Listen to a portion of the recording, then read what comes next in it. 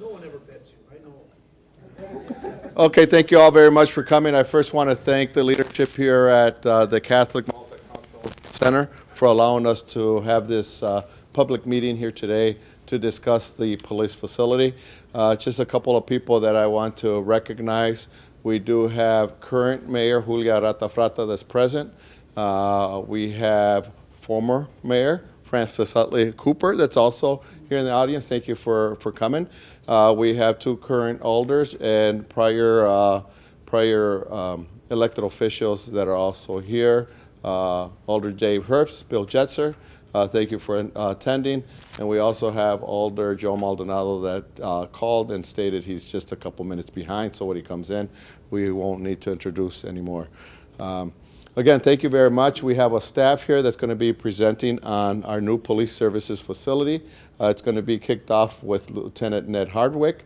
We also have Deputy Chief Matt Leahy and Lieutenant Andrew McCarthy that'll be present. We're all here to answer questions, but we want to give a presentation. Ned will set the ground rules. Again, thank you very much.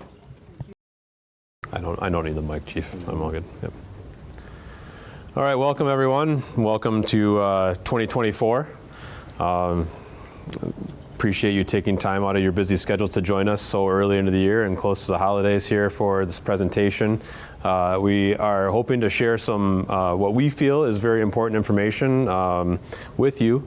And so because we have a little bit of a smaller crowd tonight, what we'll do is we're going to talk about these three separate sections, break this presentation into three separate sections. If you have questions, we'll kind of hold them for the end of each section, if that makes sense for everybody, just so you don't have to wait until the very end. We'll kind of jump in at the end of each one of these sections. So as Chief stated, my name is Ned Hartwick. I'm a lieutenant. I've been with the department. I'm just a couple days short of 15 years.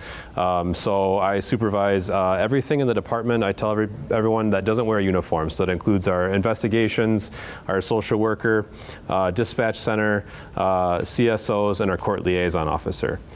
So I'm going to get things kicked off, and we'll see what questions you have as we go along.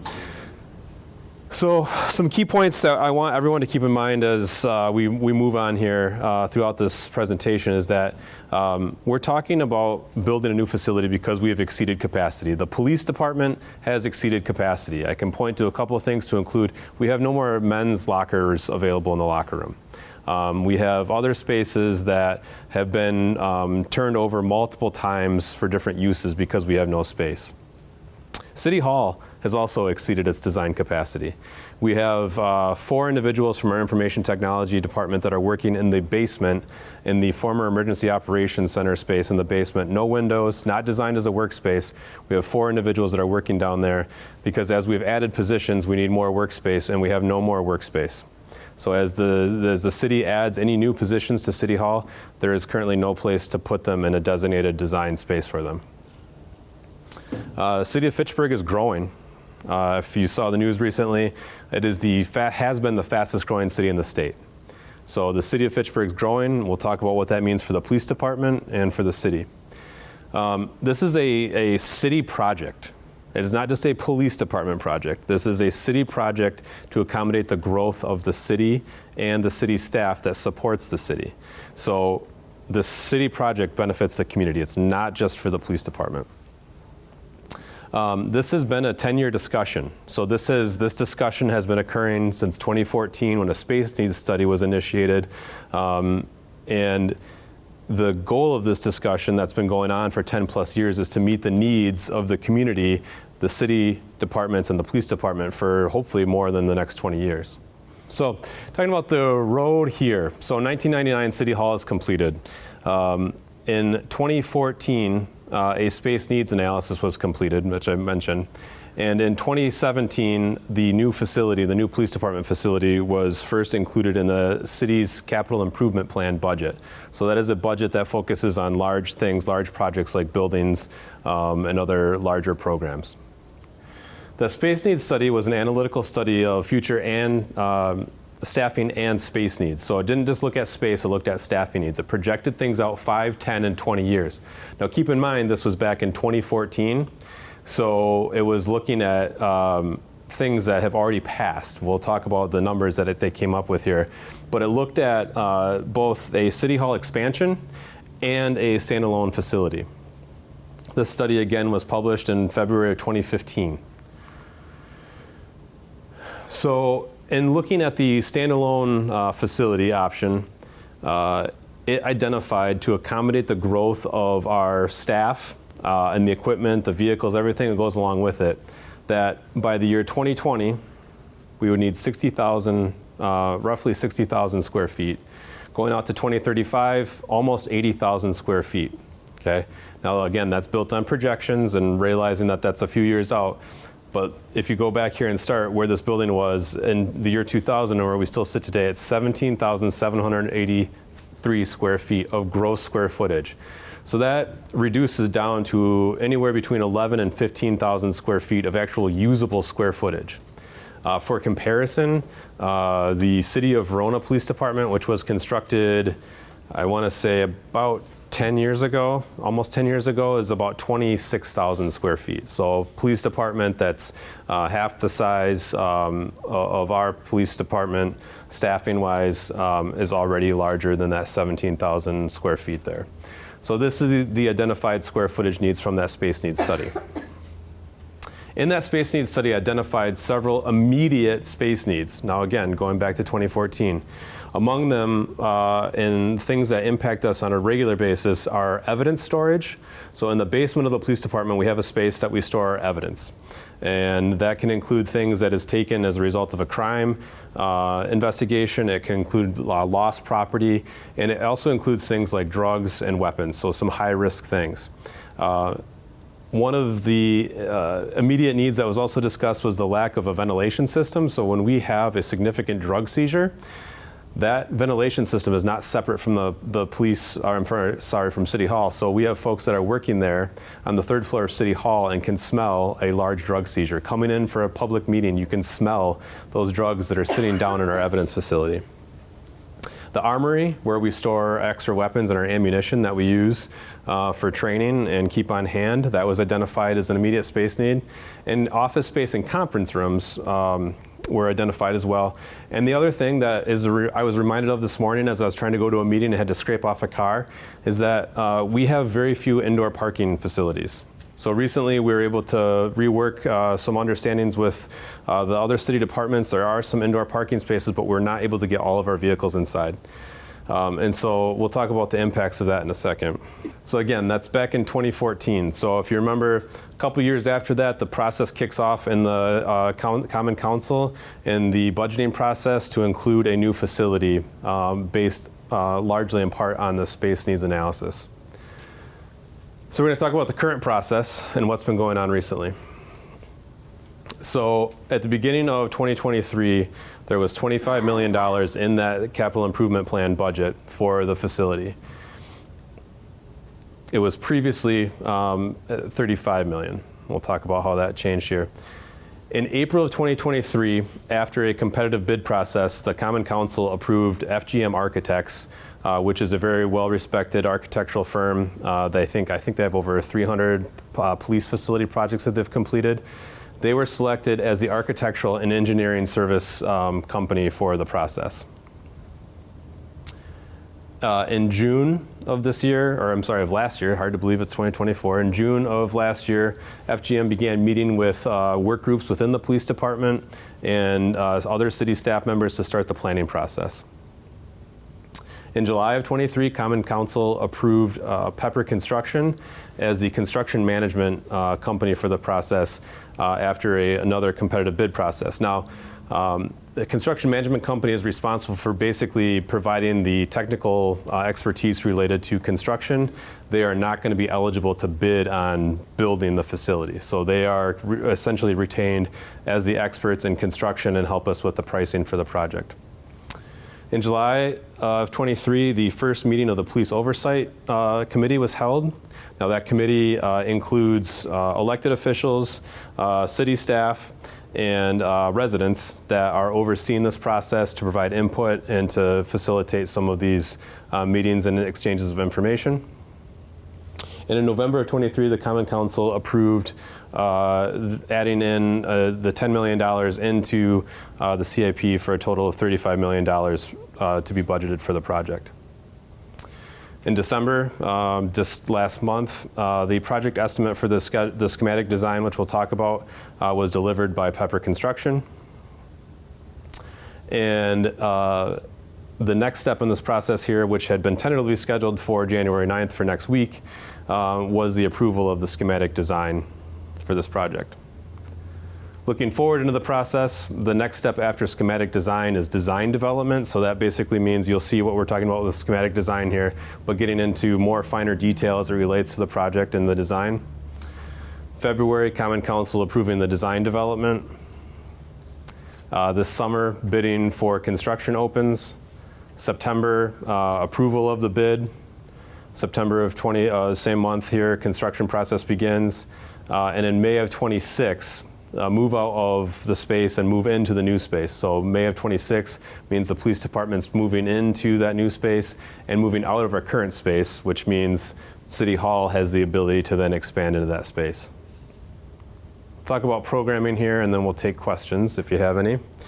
So in June of last year, when we began our work with FGM, who again have worked on a number of police department facilities throughout the Midwest, we started the programming process to assess what we need as a police department, what we feel we need. Now, to begin this process, we really took a very close look in modern standards and recommendations. And here are two covers of recent publications, semi-recent publications, President Obama's report on 21st century policing, and several years ago, the Dane County United Way and Leaders of Color Collaboration published a special recommendation guideline on use of force. This was coming off of several national and local incidents related to police use of force, and it included numerous recommendations on improving policing. And there were some very common themes among them to include enhanced officer training, community engagement, officer wellness, and the use of technology. So as we're moving forward, we're thinking about these things and designing the facility, also including the goal of accreditation. And accreditation is simply moving towards best practices in policing and having standards behind those best practices to keep us current and up to date with those practices as things change with the law or procedures. So a police facility is very unique. It's not just office space, it's purpose built. There are a lot of components that need to go into a police facility. And you can see up here the number of different components that are going into a police facility. We have our executive staff, everyone that's represented here, so the administration of the police department. We have investigations and patrol, so those are the two main wings of the police department. But supporting investigations and patrol, we have training, wellness and fitness for our officers, a booking area. We'll talk about that briefly. Later here in a second, we have other support services, the records department, our evidence storage, and our dispatch. We are one of few communities that has its own dispatch center in Dane County, and so all these things have to be considered going into this building. It also means that we have to accommodate for future growth and flexibility. So again, we're trying to design a facility that's going to meet our needs and the community's needs, not only now, we've already exceeded capacity, but for the foreseeable future for at least the next 20 years. So when we talk about planning, if we go back just to reverse time here a little bit and think about Fitchburg in 2010, so this is roughly 10 years after we occupied the current space that we're in right now. City of Fitchburg had about 25,000 residents, 44 officers, and sat in 17,783 square feet. You fast forward to last year, and with the attachment of the town of Madison, we move up to 34,000 residents. We have 55 sworn personnel and in the same square footage. Now again, using projections and thinking about how fast we're growing at about 750 residents per year, we're looking at roughly 41.5 residents. And then the next number down, projection for sworn personnel, is based on what is considered to be a common standard in Midwest law enforcement agencies, a target of 1.9 officers per 1,000 residents, okay? So that would put us right around 80 officers, just short of 80 sworn personnel. And then moving all the way out to 2043, we're almost at 50,000 residents, and that number would move us up to 93 sworn personnel. So you can see going in 20 years, there's a significant jump there, and looking at the jump that we made in those 13 years there from 44 to 55. Now that number where we stand right now, our current number, we're around 1.6 per 1,000 residents. So a few impacts of the growth, this rapid growth that's been occurring. So in Fitchburg, it means that we need more sworn personnel. We need more professional staff to support the sworn personnel. We need more vehicles, more equipment. It means more calls for service. It means more involved investigations. And for every investigation, it means we're taking in more evidence, so we need to store and process more evidence. We need a greater need for specialized services, and we have an increased need for training and community engagement. We're going to talk about, you'll see in a second, some numbers related to that need for training. In the area, as the area grows as well, it's not just Fitchburg that's growing, it means more sworn personnel, it means more calls for service throughout the area, and more involved investigations that impact Fitchburg.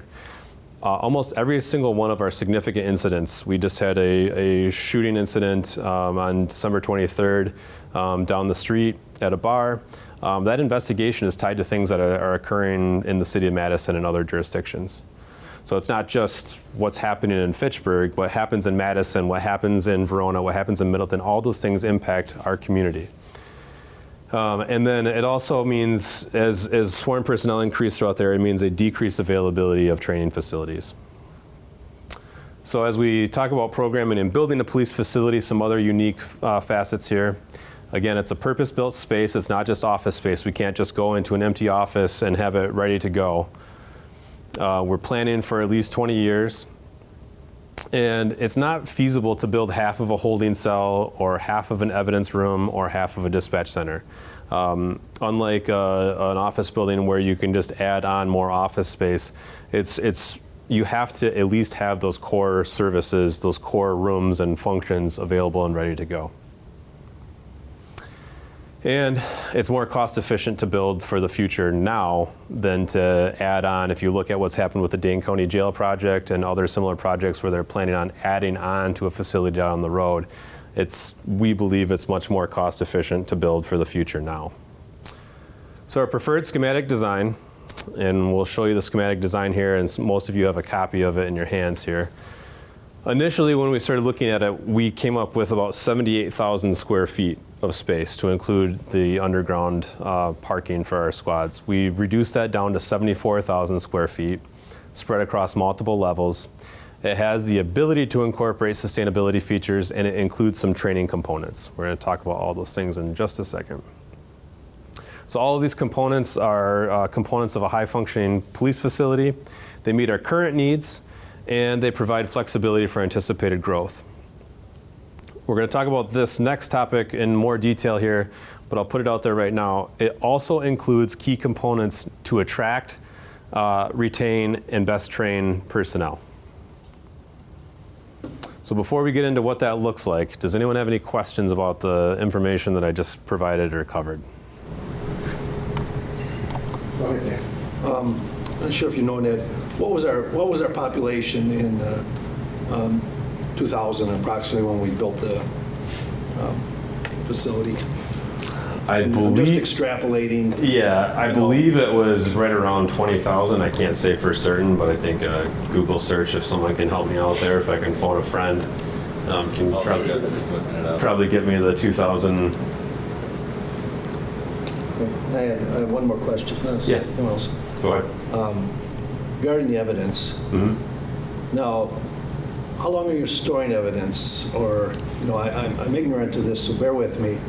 I assume you bring evidence in, and you do the investigation, and it goes to trial and either acquittal or a conviction. Do you keep it there? Where I'm going is, do we need a big, or would that be stored off-site in a lower cost facility than storing 20 years of evidence? So again, excuse my ignorance. Population is 20,000. As far as the evidence storage, we have to maintain possession of a lot of the storage. So it's not necessarily the long-term storage that we're also concerned about, that we have to maintain that chain of custody when it comes to anytime somebody would appeal a court case or those types of things. We have to make sure from the police department standpoint that we have possession of those items and we have care of those items so that if anybody asks for it 7+ years down the road, we have access to that. Secondly, it's the immediate evidence that we take in as well. Not all of the property that we take in is simply related to criminal cases. We have lost property that we take possession of. We have property for safekeeping that we take possession of. So all of that in the 25,000 plus calls for service that we take over the course of the year, and that will continue to grow. We have to have that space for those immediate needs, because then we're able to either potentially give that property back or maintain it for a significant period of time if somebody does finally come to the police department to take possession of that property. Just to add on to that, for a felony that is unsolved, just a felony crime, we have to maintain that evidence for up to 7 years before we can discard that evidence on an unsolved felony.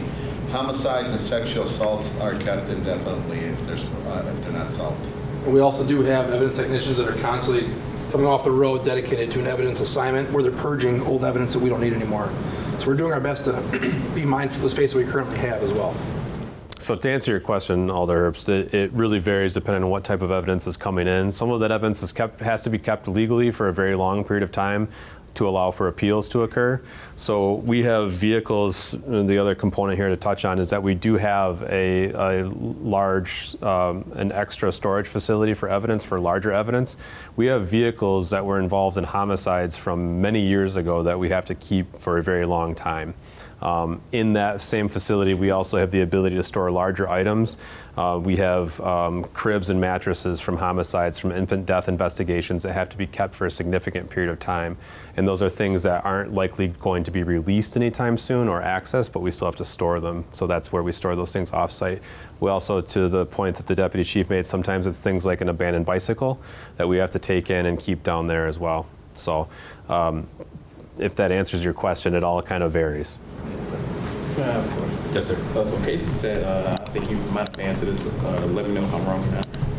Cases that you guys have done and closed, and that does have like a large amount of evidence, do you guys dispose of it, or what do you guys do with it? What type of evidence was that? I'm sorry? Like cases that you have closed, or and that has like a large amount of evidence, like do you guys get rid of that or dispose of it or anything? Yeah, so it's not necessarily the quantity of evidence that we have, but it's tied directly to the nature of the case or the investigation itself. So depending on, as the chief said, if it's a misdemeanor or felony crime, or if it's something incredibly serious like a homicide or some sort of a sexual assault, those maintain longer. But generally 7 years is the kind of the bright line rule for felony cases, where even if they're closed, we're going to maintain that evidence until that time period passes, at which point we're more comfortable removing it from our evidence. And to answer your question, we would look to try to reunite that property with whomever it would belong to, if we can get a hold of them. We have our evidence, our officers that are evidence technicians that are trying to reach out to people who we've taken property from for whatever reason, whether it's safekeeping or for evidence, to try to get that back to them. And if not, then it gets disposed depending on its value, potentially through auction, or just if it has no value, it would just be disposed of. But we try, when possible, to get that property back to where it needs to go.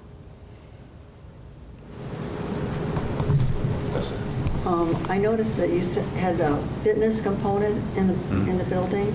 Would that eliminate the need to spend money at fitness facilities around the city for officers? So you're referring to the benefit that the union has for YMCA memberships. Thank you very much.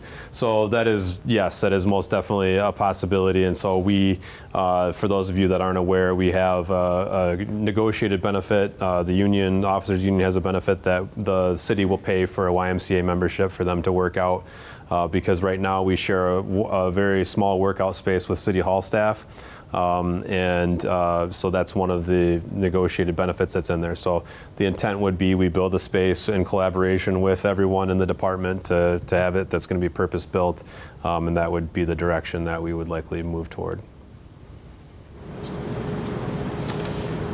I have a general question. Yeah. For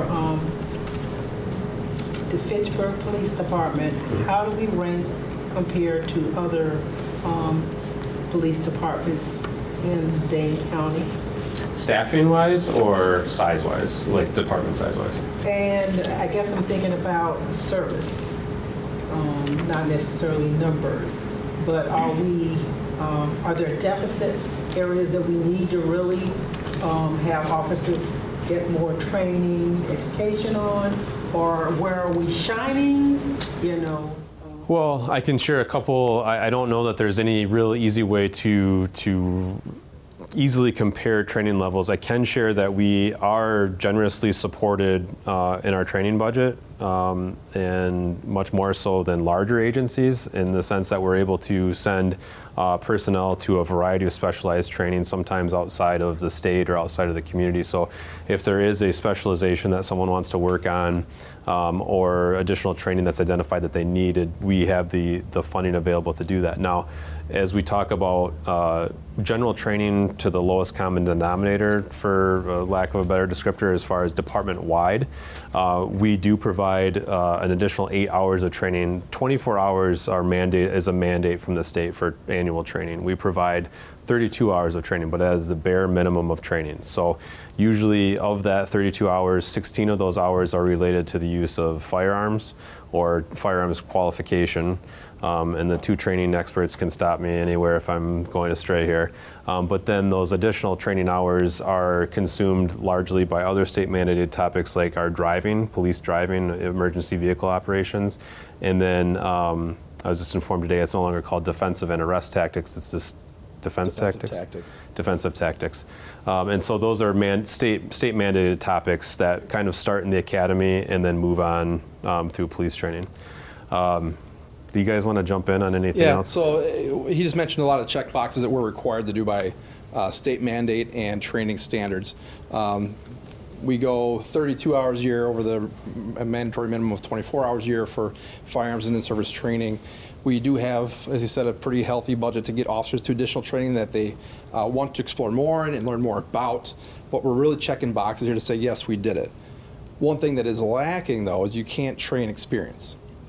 As we continue to see a very young police force, especially in the city of Fitchburg right now, we'll get to some of these numbers, I don't know if they're in the slides or not, we'll tell you what the average experience level is in many of our departments within the police department, and it's very low. So you go with the bad. Got a lot of good energy, a lot of people that want to do this job and serve the community, but it's going to take time for them to get experience. Where you can't get experience, you can't teach experience, we've got to be able to train it. So we've got to be able to provide them with scenarios and places to train and prepare for events to happen before they get into the event as much as possible. One of the other things that we're trying to move towards, which Lieutenant Harwick alluded to before, is the concept of accreditation. And one of our biggest deficiencies moving towards accreditation is the quality of our department right now. Our evidence facility, our armory, all of the elements that go into accrediting the building, not just the practices of the police department, those are all deficient. So trying to move forward towards accreditation, we're going to be limited in the space that we have right now as compared to other agencies throughout Dane County.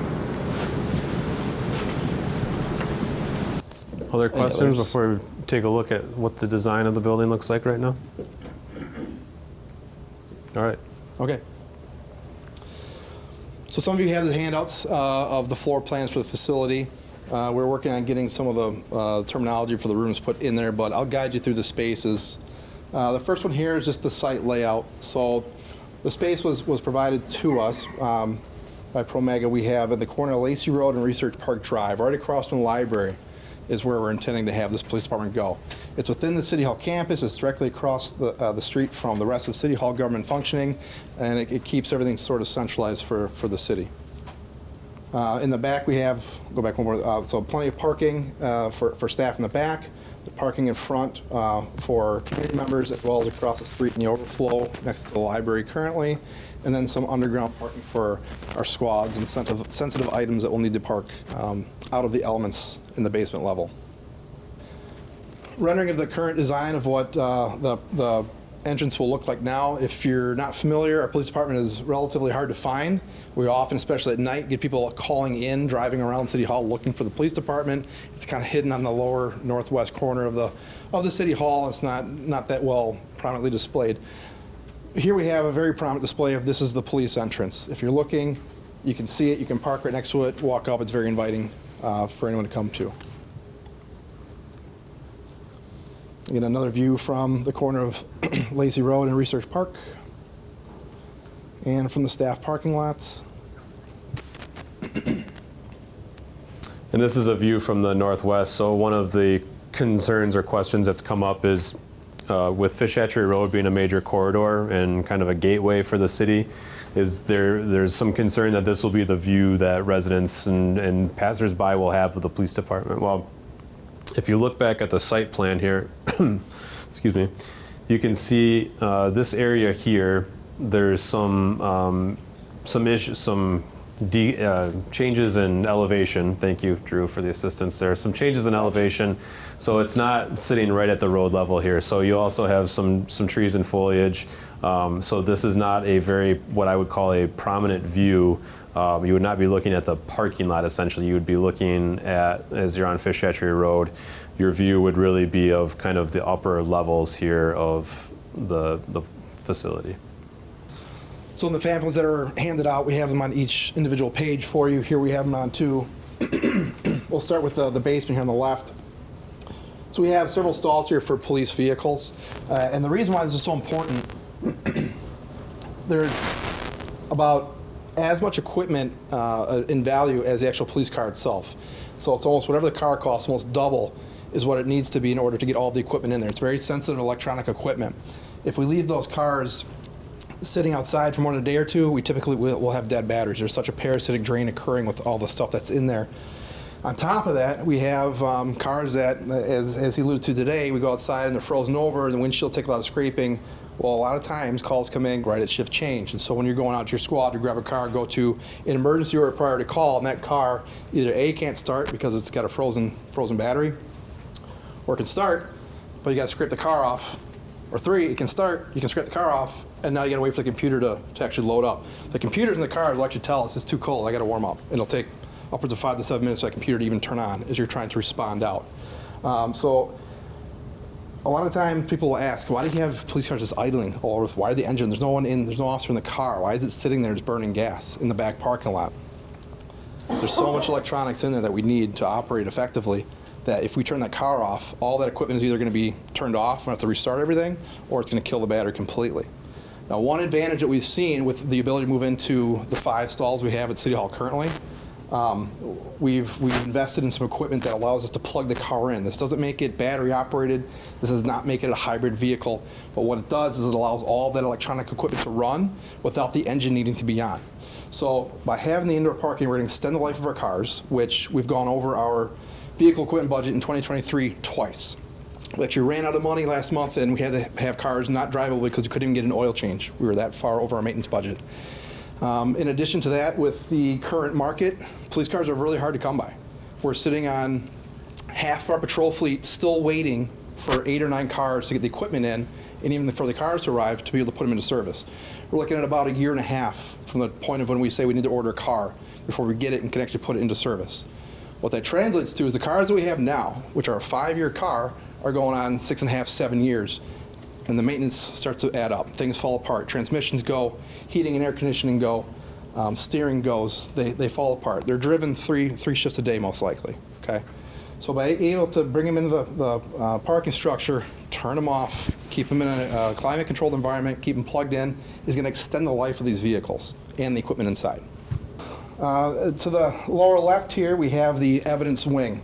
So as officers are coming back in, they have evidence or property from calls that came from. It's directly next door. In our current facility, they have to come into the building, downstairs, walk to the other end of the building to get to the evidence room. It's kind of a long walk. Here it's directly next to the patrol area where they got their squad bags. They have evidence processing. We have a processing bay for vehicles. If we have to process a car for a criminal case, we can do it all right here. We were just talking about evidence and storage needs. In the initial plan, we mentioned 78,000 square feet potentially was our estimate. We brought that down to 74,000. And the initial estimate from 10 or 15 years ago, or 10 years ago, I'm sorry, they budgeted for an evidence facility 4 times the size of our current space. We'll get some slides coming up to show that, but we found ways to condense and conserve our space with storage with some additional technological, there's a word I'm looking for in there, space savings measures. So we were able to keep that smaller, actually, than our current facility. Oh, do you want to Yeah, we'll move up. So on the right here is our tactical training bay is what we're calling it. We're calling it that for a reason. There's lots of training that can be derived from this. Primarily, it is designed for the ability to shoot handgun and rifle and do firearms qualifications and training. However, that is not the sole purpose of this room. We're going to continue to talk about training. I mentioned earlier how we have a very low experience level with our cops right now, and training is very important. You can only train so much in the classroom. You can only train so much in certain areas that doesn't include the stress level of being in a room where you might have to decide to use a firearm or not in your training. In here, we can use our less lethal options. We can go through scenarios that talk about de-escalation, decision-making, team tactics. It's a place where we can do room entries, and we could set up walls and actually use our marking rounds and go through, say we're training for an active shooter situation. This would be the place to do it. It also would be a place to store our weapons and ammunition. What's important about the storage there is currently we have it in a room that is very susceptible to flooding every time it rains. Well, that's not good for ammunition. The humidity within that room it can rust out the barrels of our firearms that are down there in storage, and the tens of thousands of dollars we have in ammunition can be affected by that as well. So it's important that we take care of that investment. On the first floor, we'll start with this north wing here. This is kind of, we're calling it more of our training wing. It's composed of the defensive tactics room, which has mats on the ground for us to perform defensive tactics training. The fitness center is there as well, which goes hand in hand. The wall currently actually doesn't extend all the way through. The purpose being is that we can provide training at a physical level between the two spaces and get your heart rate up. A critical component of training is the ability to train under stress. So that when you're on the street and you're on a call and you're actually in a stressful environment, can you operate and think appropriately, or is this the first time you're trying to do this task under stress? The ability for us to induce stress in training is critical. We also have 2 50-person classrooms here, which will be for multi-purpose rooms, community events, training, department events, city hall staff could use the space. There's a partition that can be moved or open or closed to allow it to become a 100-person room. And it gives us a lot of flexibility to host trainings at the department and have a space to actually dedicate to it. We don't have a space like this currently at all. Not readily accessible to us. And then the locker rooms are, of course, between the two. Our front lobby, we talked about that entrance in the rendering. As you come in, it's a lobby appropriately sized for, say, if we had a large meeting group in the classrooms where they could come out to. It's also open up to the second floor above, where we're going to get into investigation in the command staff area. But it's also, as you come in, directly next to the record section. So a lot of times people are coming to the police department to get something, and that's in the form of a record, a video, that sort of thing. So the window for the records department is that first locker room as you walk into your left. Down below that, we have our dispatch center. So we have it built now for up to 6 consoles as we anticipate the growth of the city and the needs, as well as a dispatch supervisor, which will be needed in order to ensure proper communications occurring at all times. In the center here is our patrol section. So we have sergeant offices, lieutenant offices, and a report writing area for patrol. This is where the primary functions of the day-to-day patrol operations are going to be coming to. It's directly next to the stairs where they come upstairs from the squads.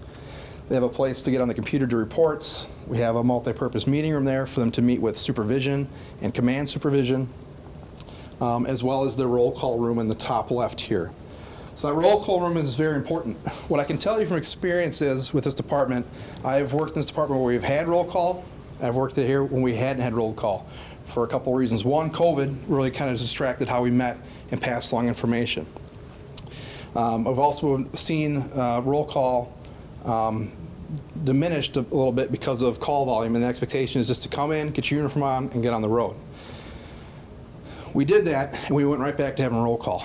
The importance of officers to be able to communicate the pass-ons from what happened prior to the shift, what's going to happen on your shift, and what we're looking to deal with as a department as a whole, what our goals are. We need to have that conversation every day.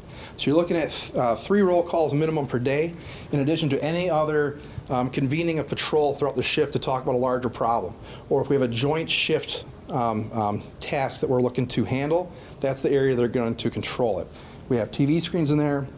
It would be set up sort of like this, where you've got supervision, opening your day, what your shift is going to be, giving out shift assignments. There is documents and paper in there.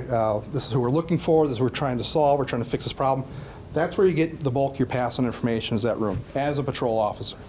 I'll just jump in here real quick. So any other profession that's out there that goes into a complex task, there's preparation that's involved. A lot of individuals think, well, why do we need all this office space? You invest $60,000 in a police car, and that's their mobile office. They don't need to have office space.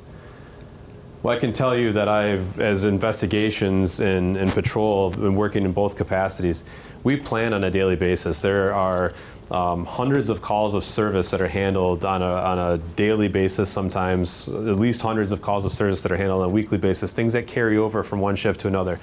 In order for a professional to continue being a professional, they have to prepare, they have to plan, they have to collaborate. And a lot of times that means large groups of people collaborating with one another. We have always had a premium on office space and conference rooms, and so some conversation has been had about being able to condense everything into one space. Well, with the number of people that we anticipate having in this facility, we have to have multiple places. And as Lieutenant McCarthy mentioned, this collaboration is critical for us to provide efficient services and to be very task specific, because sometimes when big things are occurring, we have to be able to separate those out. So in order for us to be truly professional, we have to be prepared and plan ahead for things, not just going out to our car and going on about our day. And then the last portion on the left is the holding facility. You'll see the protrusion there on the left is actually a bay for 2 vehicles. They could be ambulances, it could be squads, with garage doors that close on either side. This is called the sally port. For the safety of everyone, if we were bringing someone back to the police department for additional questioning, holding, or processing, it's a temporary landing spot before we either release somebody or take them to the Dane County Jail. That allows us to park the car, close the doors, and then it prevents things such as the desire to try and escape, the desire for someone to try to run into the facility. It's just kind of a containment area. Moving into the holding facility itself, there are 4 holding cells, an OWI processing area, computer for booking paperwork, and some interview rooms. The questions have come up in the last few months of this project. Why do we need so many holding cells? You're not in jail, you're going to the Dane County Jail. I would have felt the same way 10 or 15 years ago, just not understanding the purpose and what they afford you as a police department. We now use our current cells way more than I ever thought we would have. Not just because the amount of incidents we're coming across that require the use to bringing people back to talk to them and the nature of those incidents, but the complexity. There's so many cases now where it's not just 1 or 2 offenders, it's a group. And when we bring that group of offenders back to talk about a very serious incident that happened, we currently have a spot for 2. We have 2 rooms for people to hold into. And as Lieutenant Hartwig has had to deal with in the investigations world, we're looking for space in City Hall to hold someone who is detained and maybe involved in a shooting or an attempted homicide or something high level. And we're using City Hall meeting space to sit with somebody while they're in custody. So 4 cells is not unreasonable at all. And I can say we've had 3 or 4 in custody even this past year where we've had to sit at the police department. And those cells sometimes serve as a multiplier because we have fewer personnel to deal with people during an investigation, because we're spread so thin. That basically gives us some time. We can allow 1 person to monitor 4 people rather than having 4 people tied up with 4 people, if that makes sense. Once we put handcuffs on somebody, whether it's for an investigation, they're under arrest, they are our responsibility. It could be our loved one, your loved one. You want them treated with respect. You want them to be safe. We have to, sometimes we don't go out there wanting to arrest people, but that's a byproduct of our job. And so once we do that and take someone into our custody, it is our responsibility to make sure they're safe, okay? Right now, our facility might not, in a number of areas, be the most ideal circumstances for someone that's in our custody. And so this space allows us the appropriate size and features to keep someone safe while they're in our custody. We don't have unsafe circumstances right now, but they're less than ideal. It allows our personnel to be safe, which is also important. And so from the time that someone comes in, right now we don't have a sally port. And I was always curious where this came from, but it's an old medieval term that allowed the castle to stay safe. Before opening up the doors and potentially exposing the castle to someone coming in, it allowed the guards to come in, close the door behind them, and then open the door and get out. It's an old term, but people always ask the question, why do you say sally port? It's just a term that stuck with it. But again, so someone's arrested, we're bringing them back in a car, and I remember instances when we used to try to cram our old Crown Victorias into the existing sally ports, we could hardly open the doors. And we used to store things like shovels in there too because it was a garage space. And I remember pulling people that were in handcuffs, getting them out of the back seat, and they're fighting with me. And now I have shovels falling on me and things falling on me that are stored on the wall. So when we try to do too much with too little space, bad things can happen either to us or to the people that we're responsible for. That's what we're trying to avoid with this area. So moving on to the upstairs, the second floor, it is a smaller footprint than that of below. It only extends to the rooms necessary for the sections that it serves. Starting at the top is the command or administrative section. So it's comprised of the chief, the deputy chief, and the captain's offices, as well as some civilian staff that support that division. There's a meeting room in there as well as a conference room. This group is often entertaining visitors from outside the police department, community groups, police departments, district attorney staff to have meetings in person. And so having both rooms allows those to go on at the same time, whereas currently we're fighting over the same meeting room downstairs quite frequently. The investigations division is on the south here, so it's built out again, looking for at least 20 years of growth for investigations. The detectives that we're going to need to continue to handle these ever-growing number of complex cases, as well as the demands from the district attorney's office and state law that continues to evolve and demands more out of cases in order to prosecute and ensure that beyond a reasonable doubt and probable cause are met. There's spaces there for supervision for the investigations division as well. And on the top right, we have, it's not labeled on your sheet, I apologize for that, but this is our major case investigations room. It again has somewhat of a partition that can open and close depending on what that room needs to be used for. So we're envisioning a conference table, some screens, and a place to collaborate generally with other tactical teams throughout the Dane County. I'm actually going to let Lieutenant Howard talk about this right now as the SRT lead. So this is not only for our investigations, but also if we are, say, an investigation has come to a head and we are going to go and make an arrest and we have to bring in a tactical team, we may have a briefing up there. But more importantly, when we talk about preparation and planning and just being aware and exchanging information, this is essentially a briefing area for our investigations. It also serves as, if you think of pictures of the White House, the situation room where things are occurring and an incident is developing. This is essentially a major case room or a situation room for those types of things occurring. It's not an emergency operations center necessarily, but if we had a major investigation, say a shooting or a homicide, we would be running the investigation out of here. Now again, the question, as we have been somewhat searching for multiple uses for the same space so we don't have to replicate meeting space in multiple ways, I can tell you that in 2019, during the homicide investigation of Shay Watson, the 17-year-old that was murdered on Lyman Lane, we had multiple detectives from outside agencies because we needed those additional resources. We had our briefing room area that is downstairs occupied with pictures, charts, graphs, graphic pictures of the scene, things that you wouldn't want other people typically seeing or having knowledge of. We had that room occupied for weeks over several months as we were managing this investigation and things changed. So you have to have a space available in some portion of the police department to manage these investigations. The other component, that there is some additional space in there for outside investigators or agencies to come in and work with us for an extended period of time. So it basically is like a guest office area for them to come and work. As I mentioned, we had several detectives from the Middleton Police Department, the Dane County Sheriff's Office that were with us for several weeks throughout this investigation. It's sometimes very hard even for me to appreciate the amount of work that goes into these in-depth investigations. And fortunately, more often than not for us, results in an arrest. So I'll just run through a few of these here, just some examples. This is from our architects here talking about some real life examples from other facilities of what these look like. So this is a public entry area. Again, as Lieutenant McCarthy mentioned, our public entry is rather anemic. Most people don't even really know where it is. And the other thing you'll notice too is that it's open, it's inviting. We want people to feel safe and secure coming into our facility. And we also want our employees to feel like it's open and accessible. So entering into the facility, a lot of glass, and that's a safety concern that we're addressing as we need to, as far as the type of glass. But then also having a vestibule area that people can enter in after hours, feel safe. Hypothetically, if someone's being followed and they want to come into the police department, we might not have someone there 24/7 at the window, but we have a space where they can come in, contact our dispatch, and someone can come and talk to them securely until they assess the situation and let them into the rest of the building.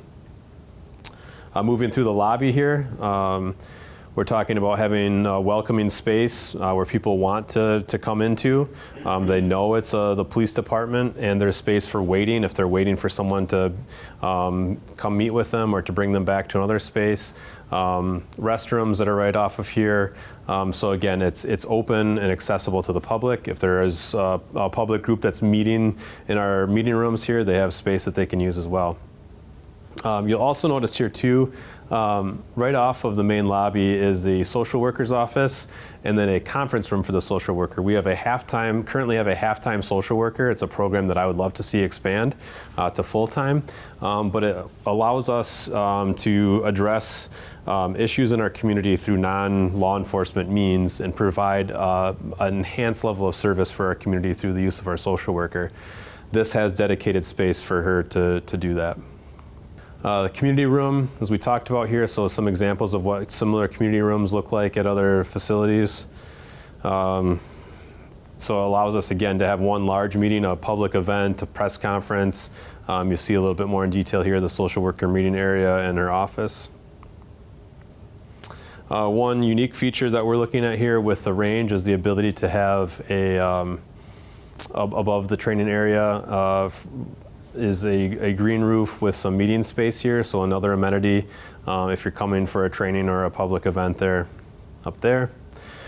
Interview space, so again, talking about taking care of people that are in our custody, having a space where our staff can feel safe and comfortable. And then also on top of it, we have a soft interview room here. So this is for crime victims. So this is a space where they can feel safe. So we have a domestic violence victim, sexual assault victim, family members of a victim, whatever the case may be, they have a space where they can feel tucked away, but yet still somewhat accessible to the main entrance and feel safe and secure there. Records area, again, right now we have 3 records specialists that do a variety of tasks related to our records. We do still keep paper copies of certain documents, although a lot of it is digital, but we still need the space for that. So this is an example of what that area looks like. Our dispatch center, again, I mentioned we're one of the few municipalities that we're fortunate to have Fitchburg employees be responding to Fitchburg citizens who are calling. So this is what that area might look like. With the infrastructure that we have for technology, there does need to be dedicated space for our IT department, city IT department, to have workspace and store servers and other associated equipment. The patrol area, as Lieutenant McCarthy was discussing here, with space for supervision down here to work individually, to be able to plan and prepare, to coach and mentor their staff, to have dedicated workspace for that.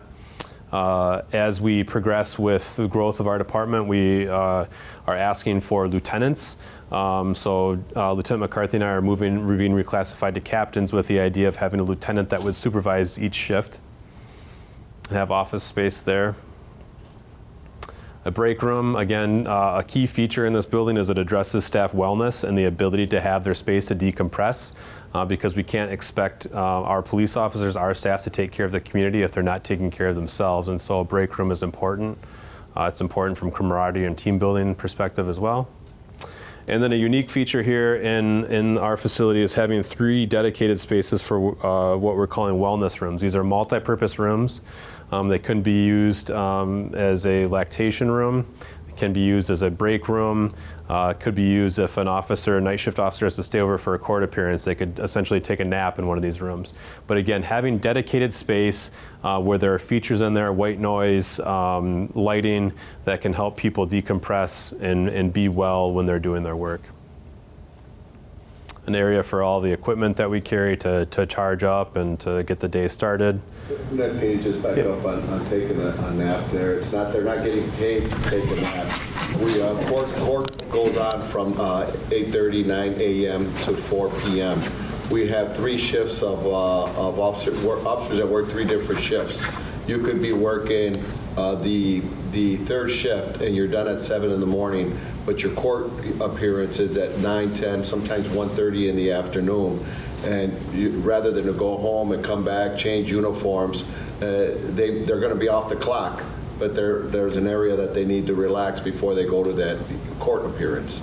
So it's not to take a nap on duty, it's a facility for them to be there. We're not, this is my fire department joke, we're not the fire department, so we're not able to sleep on duty there.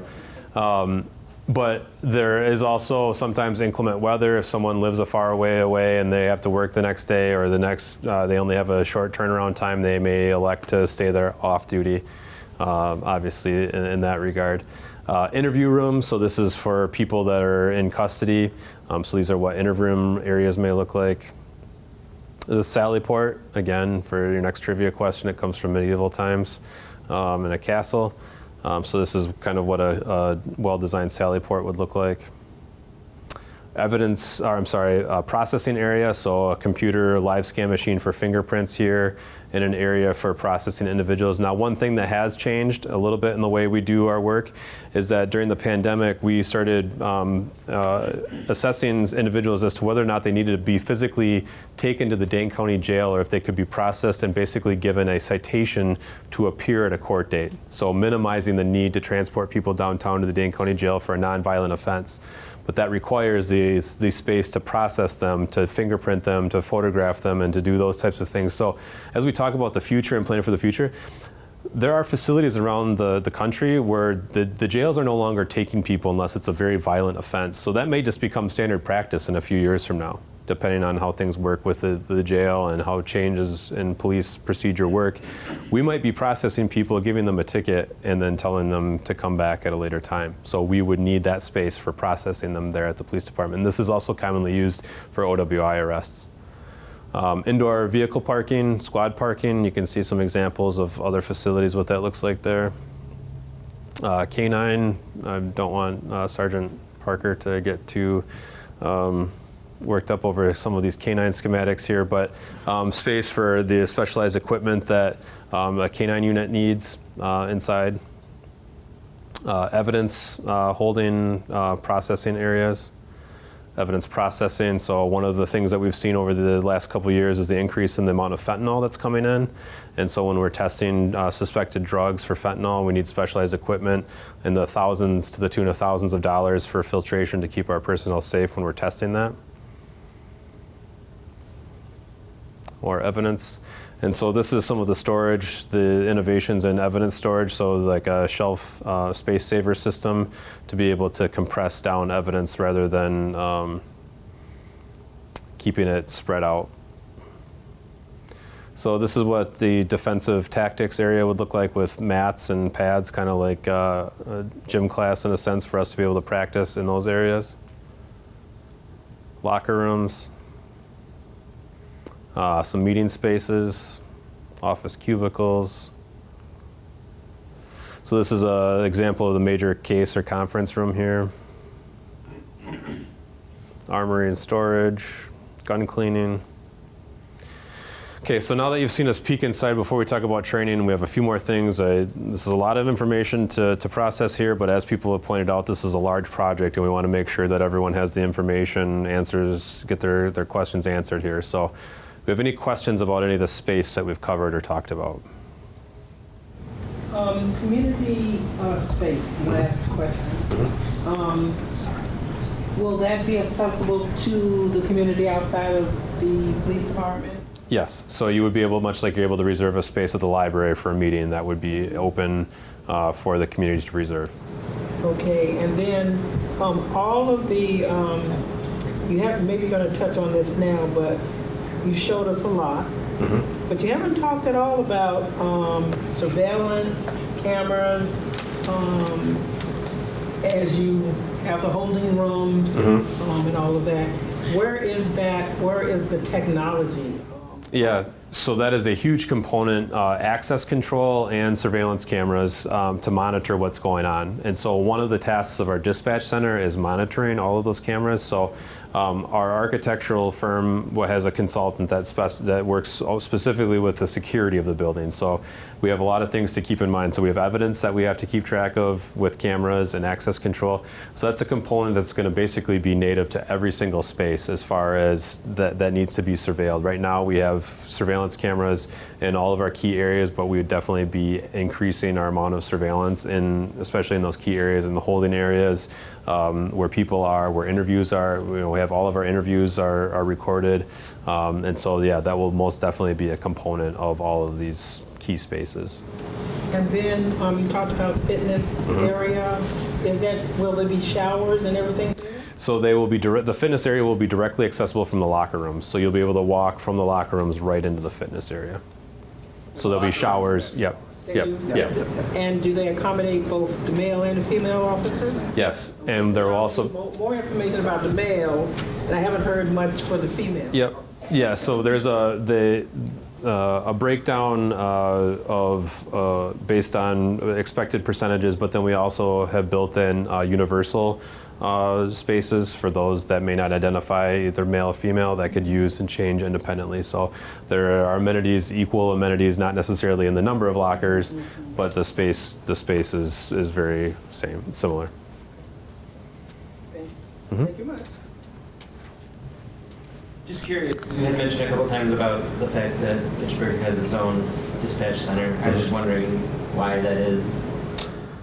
Well, I don't know that I can trace back to the origins of that when the police department was really born in 1971, but I think it's the idea of being able to deliver a more customized level of service for the community.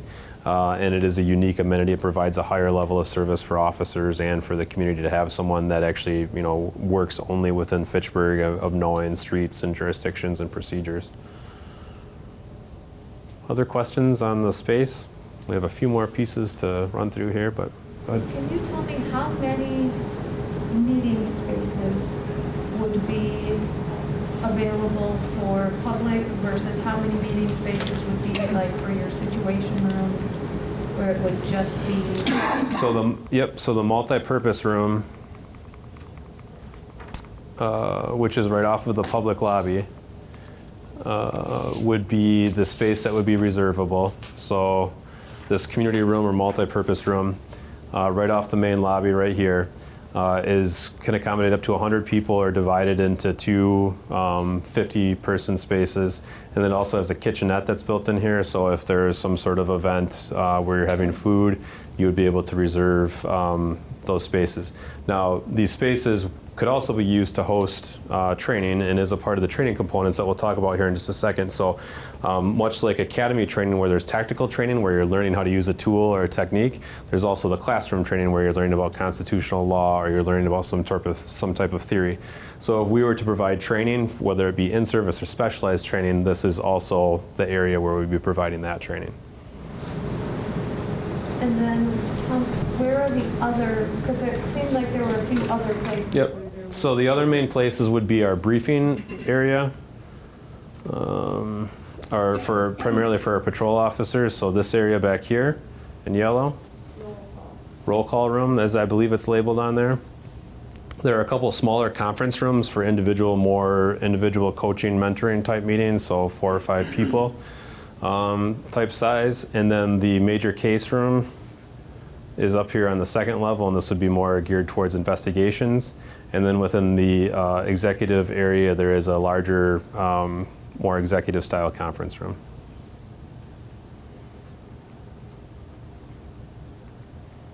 Other questions on the space?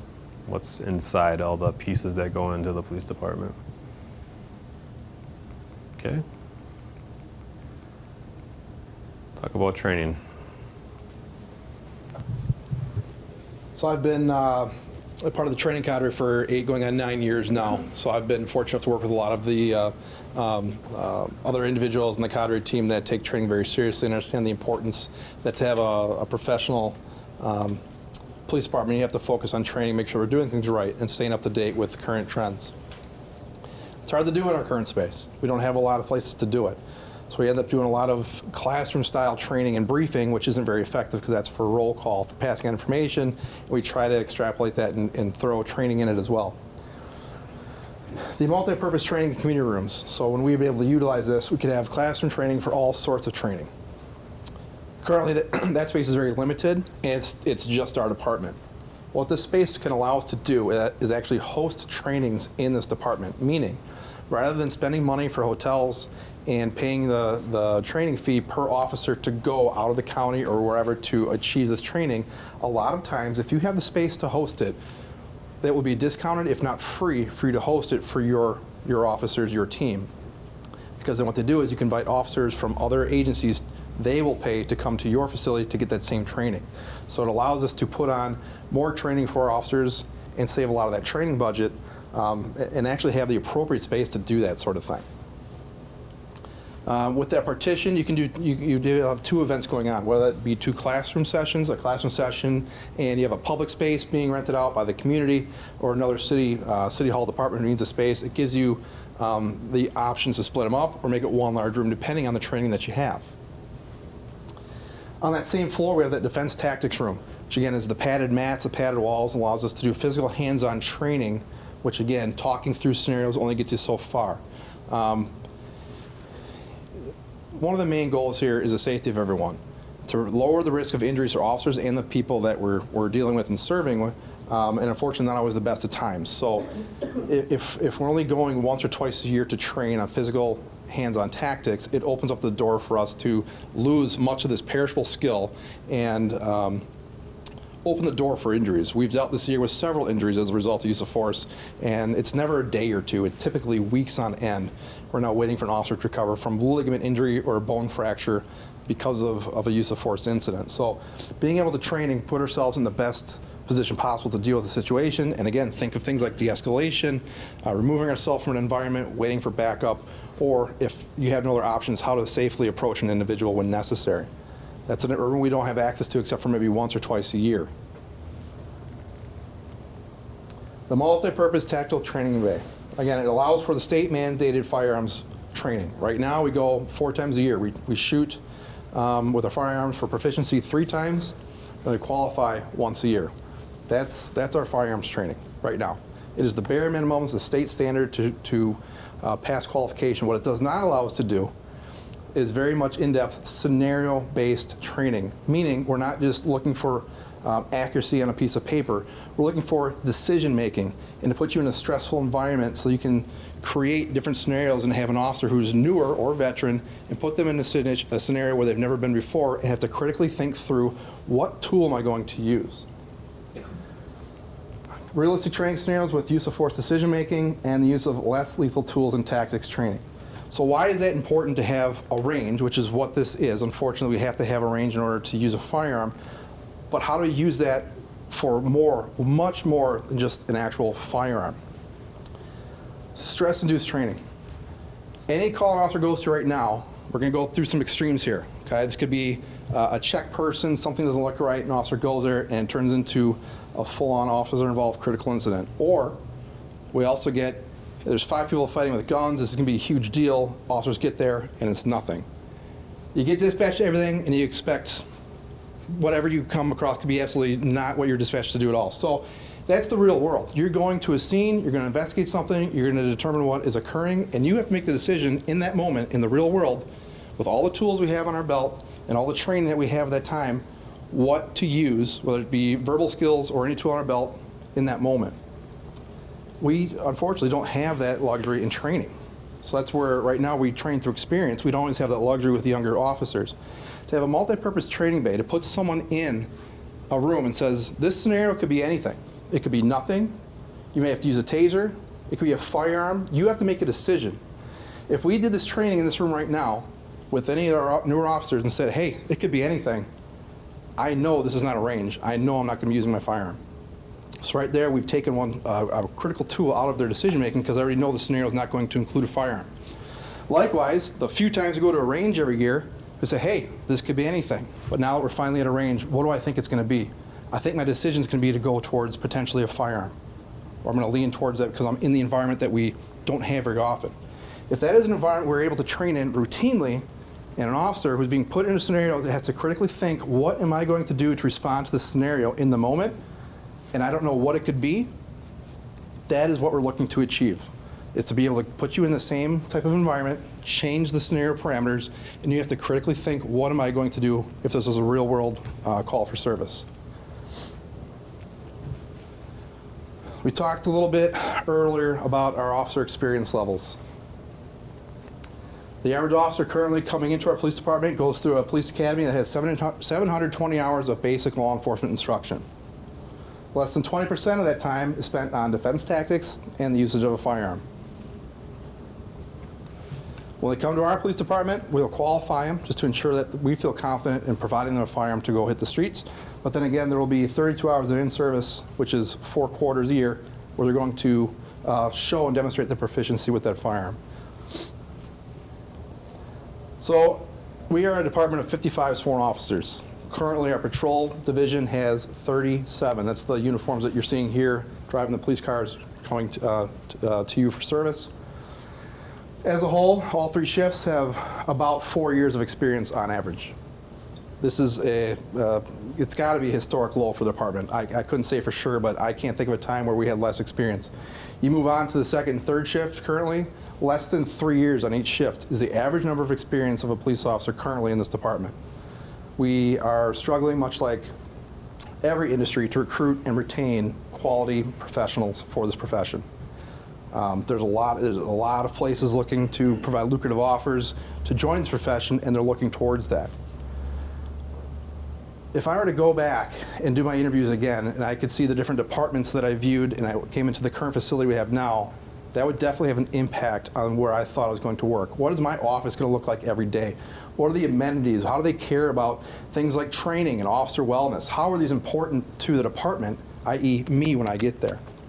Any college sports fans out there? See the transfer portal? You see the facilities that college athletics build to attract and keep recruits, bring people in? It's what young people, when we talk about young officers and the people that we're trying to recruit and attract, that's what they're looking at. They're looking at a community's investment, a community's level of concern, how involved they are and what they want their police department to look like and what they prioritize in their police department. And so prioritizing training, the training components that we're suggesting, we think, based on our conversations with applicants and with people that have recently joined us, would have a significant impact on new people and new people that need that training, most importantly. So in our current environment today, we talked about having to go to the range 4 times a year. We're limited to 2 locations within Dane County. One is the Madison Police Department, which offers the only indoor range accessible to us. And the second one being the Dane County, which is on the other side of the lakes in Wanakee. It has the outdoor range. So last week we had a new officer, or we had 2 officers come out of the academy. We have to take them to certify with the firearm that we're issuing them. Madison PD had to cancel that date on us. We were scrambling to get in. We were luckily able to get into Dane County and go all the way to Wanakee to provide that range time, but it's definitely a luxury. Once those 2 aren't available, and we've been running into that now with scheduling, as all the other departments in Dane County are eagerly trying to train with their growing departments and their growing municipalities, it's harder to schedule. The next closest option most likely Fort McCoy in Toma. This isn't unheard of for police departments. When we did a tour with some elected officials who are in the room now, we went to Illinois to view some of the police departments that were designed by FGM architects. What they told us is that it was normal for them to drive 2.5 hours to the range on range day. They actually left Illinois, drove to Wisconsin. Was it Racine or Kenosha or Beloit? Racine. They had to drive to Racine just to do a firearms qualification. And now that they have new facilities that include a range, it's night and day for them, what the training opportunities that they have. Any hockey parents out there? Anyone know what it's like to get ice time, having to get your kids up at 3 o'clock in the morning to get to the ice rink? Because there are a few ice rinks that are out there, and that's when you need to go and get the ice time. It's a very similar concept here. So we have to coordinate 20 days of training. So each officer gets 4 training days, and each of those training days, there's to get all of our staff and to accommodate and still have people working in the city, we have to accommodate 20 days of training. So we're trying to fit into other people's schedules 20 days into that year to get an officer that minimum training. So that means a lot of inefficient use of time and travel and downtime. And where that 20 days maybe makes more sense is that's 20 days for Fitchburg to fit into the schedules of Dane County, Madison, with all the adjacent municipalities who are also fighting for that same space availability. And as we're now in the year 2024, experiencing some of these issues as cities and departments continue to grow, it's only going to get more and more difficult to get that training locked in. Some more of the benefits of the training components that we're looking to have in this facility is have that, we talk about struggle to schedule, the immediate availability to use it. And with the continued turnover of new officers coming to the department, that necessity is even greater than ever before. Cost savings through efficient use of time. So no longer are we packing up our entire armory and equipment, driving it to someone else's facility, setting up that room, and providing training, and then tearing it all down and bringing it back. We would have it on site, everything's there. We can spend more time focusing on training and not the preparation and the tear down. The availability to do more than 4 times a year. If we had the ability to not wait every quarter to go do formal training, and we could do it on shift every week, every month, that training, that lack of experience we have with officers is going to combat that. We're going to be able to induce scenarios that they haven't seen yet, and say a supervisor notices something in a younger officer or a veteran officer alike, we can bring them back to the police department, run them through the same thing they just did, and say, here's how we could have done it differently. We can focus more on de-escalation, other tools available, other team tactics to make things safer. It gives us that ability to do that. Although it may look like they only practice 4 times a year sometimes, can you imagine if the Packers only practiced 4 times a year? Or if they saw that during a game that there was a missed assignment or a missed block, and they were going to wait until the next game to address that? This is what we're talking about, having the immediate access to training space that's specifically designed for training space. It'd be similar as if they're going through the playbook for a week straight and then said, all right, now Sunday, get ready to go out there and run those routes for real. Well, if you're not able to run the routes in the practice field all week, how can you expect to perform effectively on game day? Very similar. So I just want to just throw one scenario out to everyone in here that's I recognize most everyone here, no residents, long history here. Most of our residents don't call the police on a daily basis. Most residents may only ever call the police once, right? But unfortunately, I use an example here, mental health. Okay, you have a family member that's affected by a mental health issue. And during the course of their life, at some point, they have an episode where they're having an acute mental health crisis, and for whatever reason, they go armed. They arm themselves with a weapon, okay? And they draw the attention of their neighbors, of your neighbors. And those neighbors call the police. They may not be familiar with your family member. And the police respond because that person's armed. They're posing a danger to themselves or to others. As a Fitchburg resident, as a community member, who do you want responding to that call? Do you want a 2-year officer that has only the minimum standards of training, that has to wait to the next quarter to be trained, to learn the next tactic and technique? and hasn't had the ability to practice a lot of extra time with their tools that they have available to them, their lethal, non-lethal options that may be in a stressful moment for that very first time dealing with your family member? Or do you want an officer, even a young officer, a new officer to the force that has the ability, that has experienced trainers on our department? We have people on our department. We don't have to hire new trainers to run this facility, to put on these scenarios. We have overly qualified people that are training. Many of them are in the room tonight that can train these scenarios, that can put a new officer into that stressful situation multiple times before they have to respond to your loved one's crisis and make a decision. When we talk about training, we're not talking about just repetition on one tool or another. We're talking about decision making, about am I legally justified? Do I have everything necessary to use deadly force if I need to use that to protect myself or others?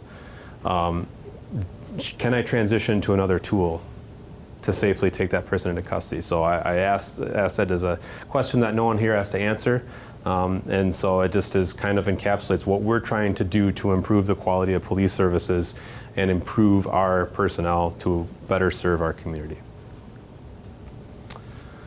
So do we have any questions on training? We're going to run through financial impact and a summary. We're almost done. I really appreciate your patience, but we want to talk about training here. So, Chair, Police Academy, where are the officers coming from? So that depends on availability, and right now we have sent officers all over the state. Madison College, Fox Valley Tech, Wausau, Green Bay, Black Hawk down in Janesville. Dane County Sheriff's also has provided us spots in their academy, so it's throughout the state. And so I need to be transparent because I just got off the board of Madison College. I had to ask that question. I just want to see what y'all were going to say. But they have a lot of scenarios, as you're talking about that, for the police candidates that come through Madison College. Because I've been in the room and I've seen some of those, some of the training you want to offer here. Right. Is that correct? And so you didn't mention, though, Madison College as an option. Madison College was the first thing. No, I'm saying you didn't mention, not my Oh, question. to be able to do Earlier, scenario-based. as you did the Madison Police Department, but you didn't include Madison College. Can we not work with Madison College to have some opportunities to use those? So one of the things that we look for in scenario-based training is the ability to use all of the tools like Lieutenant McCarthy had stated. Madison College does not have an indoor range or a range available. So that ability to not have that critical tool to be in play when experiencing a scenario. So if that limits us our ability to use those areas at Madison College. One of the other things at Madison College, they essentially only have a DAT room, and then the defensive tactics room, the padded room. So that limits what you can actually do at Madison College. So a lot of times we utilize the Madison training facility for a lot of those things because they not only have the defensive tactics area, but they also have a scenario area, and they also have the range. So it's essentially a one-stop shop. We'd be very limited on what exactly we could do at Madison College. One of the things that we have used Madison College for in previous years is our Citizens Academy. We've utilized that space to run people through, evidence processing or defensive and arrest tactics. So we have utilized those, just not necessarily for the police department, just because of the limited availability for training scenarios. In addition to that, these are our colleges, they're schools. So they have curriculums going on there. There would be another capacity issue, no different than Madison, City of Madison PD, and Dane County. In fact, the technical colleges that have police academies currently, they are adding additional academy classes to accommodate the needs of law enforcement hiring personnel. So for us to say we want to use your facility for training, we have the same issues as we're standing by for Madison or Dane County. They're booked. So we're running into the same, we would be running into the same problem in asking for to use their facilities. One thing that we do use Madison College almost exclusively for is their driving range out, but we have to drive, thankfully, we only have to do that once every 2 years to drive out to Columbus to use their driving scenario range so we can maintain our certification on our emergency vehicle operations for each officer, which is a state mandated training. So I know that Fitchburg is third in terms of municipality population size, right after Sun Prairie. And, you know, my understanding is like departments, there's some things that departments have to work together on. And I'm more asking, you know, obviously I can ask this in council, but I want to ask it here too. Is there a possibility, or has a possibility been explored of an interagency training facility? Because I imagine this capacity issue doesn't just exist for Fitchburg PD, it exists for other departments versus just us kind of taking the lead and investing on it. So one of the things that we used to have, and we still do, we have a training consortium with the city of Middleton where we share department instructors for staff time, so we're not just fully depleting one particular department's instructor cadre.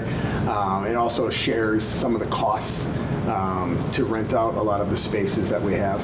We used to have Sun Prairie as part of that consortium as well. I think one of the things that we haven't really necessarily discussed bringing Verona or Stoughton or Oregon or Sun Prairie or Middleton all together to create one big facility because of, you got different budget sizes, you have 10 to 15 different city council makeups, who knows what they would want to add to that, and you also have the limited or the varying sizes of departments. So one department may never be able to get in because you have 2 to 3 that are always going to want to be there to institute the training. I know the training element of this police department is very unique, extremely unique, and a lot of people are saying, well, why doesn't Stoughton, why doesn't Oregon, why doesn't Middleton have these training elements as part of the department? I can almost guarantee you the police department at the time they planned that facility had asked for those because they know how crucial and critical these training elements are to a police department. And we've never had the opportunity to ask for these or to propose these training elements before. And now that we have these, this opportunity and seeing the growth of this entire area, knowing that in 10 to 15 to 20 years, the space that is available in Dane County, the spaces available in Madison are going to be next to never available for a lot of municipalities. So that's going to limit our ability to train a very young staff and keep up with best practices for the community in which we serve.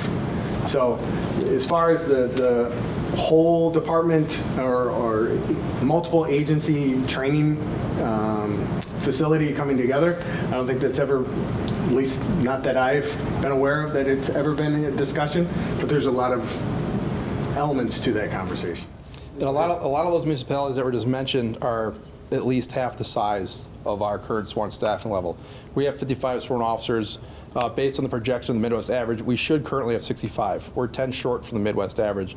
In addition to the growth that is going to continue to get us to 73, 90 officers over the next 10, 15, 20 years. So we're experiencing the struggles of that training space now. It's only going to get worse. It's not going to get better.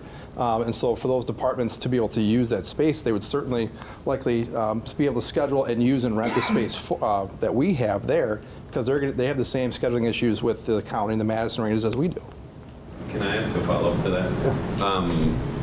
Has it ever been explored for Dane County to address that capacity issue? Because, I mean, I'm thinking if like a city as large as Madison that's 8 times our size versus us who's, sitting at 34 and Sun Prairie is sitting at about 36, 37. Just has that been ever a discussion point to say the county as a whole needs a space for all these different municipalities to train their officers, Middleton, Oregon, Sun Prairie, whoever, may need the same thing that Fitchburg needs, can this be an issue that the county addresses? I want to answer to some of this. First, going back to your first question, there's a great relationship amongst the chiefs here in Dane County. However, there's no obligation that says you should train together. We do that because we're looking at efficiency, but there is capacity issues, and again, space needs. As far as this topic of training that we asked to bring up with other agencies, one of the biggest issues is who's going to take it on, right? If you're looking at a county, what taxpayers are going to take this on? And not only that, if you're talking about a training facility to meet the needs of the county, I mean, a robust training facility, that takes a lot of staffing. I came from an area that had its own police academy. When you're coming to a city of Milwaukee, that, you know, at one time you had over 2,000 sworn, you have the capacity to run your own police academy, like Madison PD, like Dane County Sheriffs. But their main obligation is their staff to accommodate the needs for that city and that county organization. It's very tough to start. How are we going to accommodate the rest of the county? At one point, and for us to bring this piece, it wouldn't only, our biggest piece is we're pushing for it because we want to stand out. We want to stand out above the other municipalities in the county. We really want to train our staff. We want to provide a good police service to the city of Fitchburg, which is why, and I'm a big pusher of training, especially during this transition in law enforcement, where your senior staff has all gone. If you're looking at 3 years on the night shift, the obligations and the level of decision making, the risk that they're taking. If you saw the news on some things that occurred over the weekend, those are some huge risks. Those are things that we then have to answer, not what we have here, but a standing room only angry group of citizens that are saying, police, why did you do this? People died. The level of decision making is extremely important, and we're putting that onus on 21, 22, 23-year-old adults to make some serious decisions. We are pushing this training piece, but it wouldn't be something that we're just asking taxpayers of Fitchburg to pay for it. We also have to, what is it going to cost to run a piece like this? When we train, we pay for the rooms or the ranges, whether it's Dane County or whether it's Madison. It would be no different here. So when we're talking about the surrounding jurisdictions that would look for training availability, it's just adding an alternative so that we can all schedule our training here in the county. It would help us, but it would also help the surrounding jurisdictions. And like we train with Middleton, Verona and Monona train together. Sun Prairie decided to drop out. We get along as chiefs, but there's some little differences in the needs based on the size of our departments. So it gets a little bit complicated. What we want is the availability. I hope I answered the second part to your question. Or somewhat. I mean, I think I need to have a little further discussions, but I don't want to take up the okay. space. And I know Matt has some more explanation on this, the training piece, but I'll let him get to that. Yeah, was there another question up there? I would like to ask a question. I do got to head out in a little bit. I'm a community health worker with the Allied Wellness Center, and since you guys have come to the facility, the main problem a lot of people have brought up is the communication between Madison and Fitchburg, because I know we're right on that line, and depending on where it happens, we don't know which department would go and maybe investigate. Be responsible for it. We just, some of my clients would like to know, will you guys be able to work on better communications with that, or? Because I heard you guys are working on that a little bit. We just want to know if there's any process moving forward on that. Yeah, so I think one of the things that we talked about with these additional spaces to collaborate, whether it's at the executive administrative level or if it's in the investigative level, wherever it is, it allows us some additional space for us to meet and collaborate. And also we're relying more on technology to do that. And so this facility kind of helps facilitate those things to help collaborate with Madison to bring us together in one place or another. whether it's in person or virtually, to do those things and to be more efficient with our use of time. Oh, so it'll be more virtually, I guess.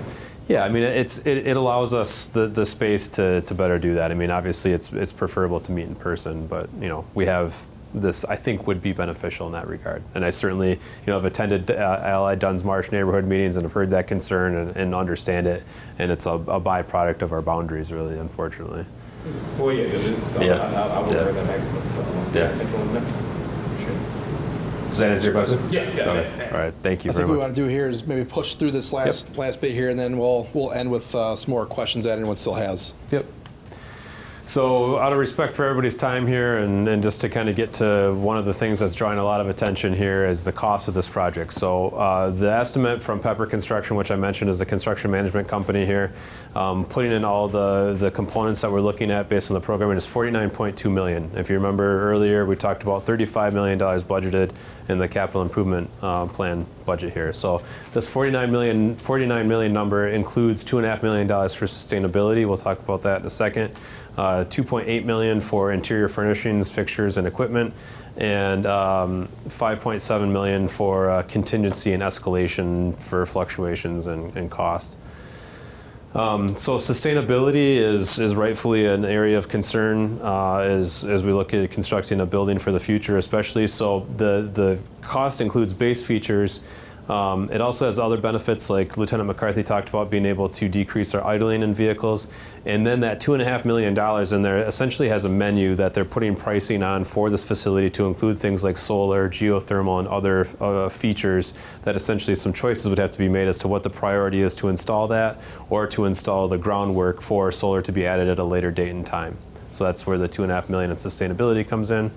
And this is going to be a bit of your test of your vision here, but this is a comparison between the statistics used in 2015 and in our most recent numbers here. So essentially what this is showing here is that back in 2015, the initial number was right around $25 million, and in 2024 dollars, that would equate to $37 million.